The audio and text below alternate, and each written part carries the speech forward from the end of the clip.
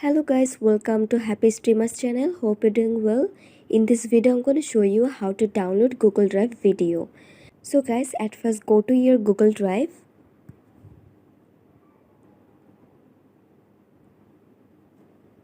Then select the video you want to download. So I am selecting this one and press on it. Or you can tap on the three dot icon in this video and then tap on download. So guys, as you can see, it has started downloading, and after a while the video will be downloaded and moved to your gallery. And guys, that's how you can download Google Drive video very easily. So guys, I hope this video was helpful to you. If it was, then please give a thumbs up and hit the subscribe button. And thanks for watching the video.